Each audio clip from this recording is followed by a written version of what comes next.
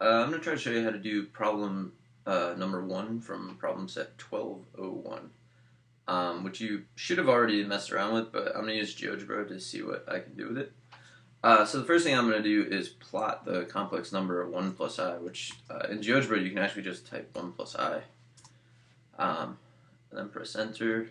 I'm going to make the font a little bigger.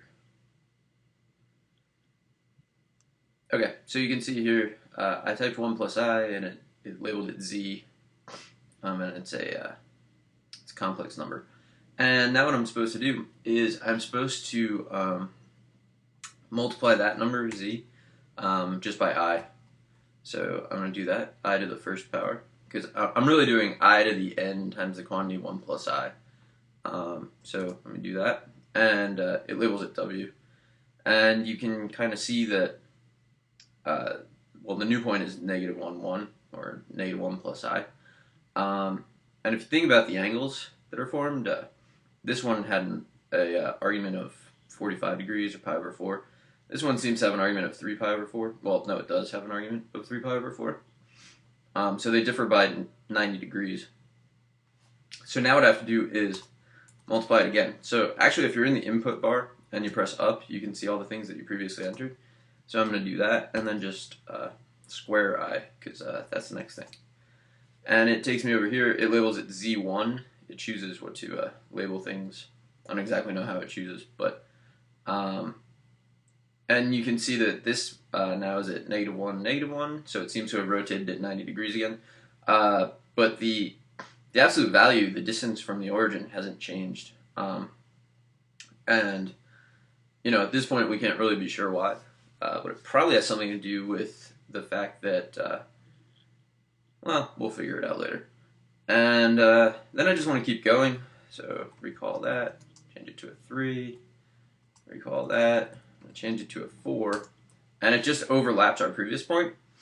And actually, that's just going to keep happening now. So the pattern that I see is that it seems to, multiplying by I seems to rotate by 90 degrees. Now the question is, does it always do that?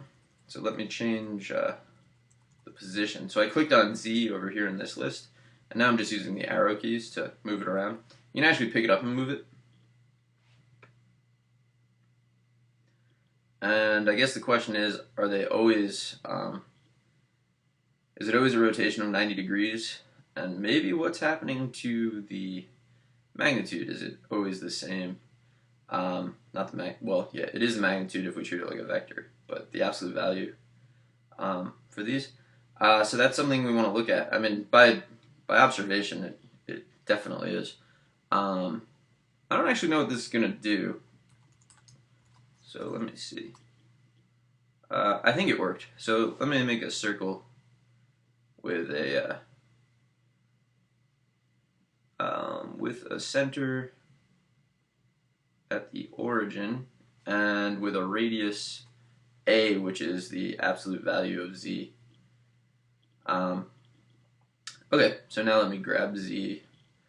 I don't know which one. Oh, there it is. So you can see that they're actually always on the same circle, so they're always, the distance is preserved, but definitely seems to rotate by 90 degrees. So it looks like multiplying by I just rotates by 90 degrees, and that's kind of neat. So then the last part asks you to write a generalization, so I'm going to leave that up to you. But good luck.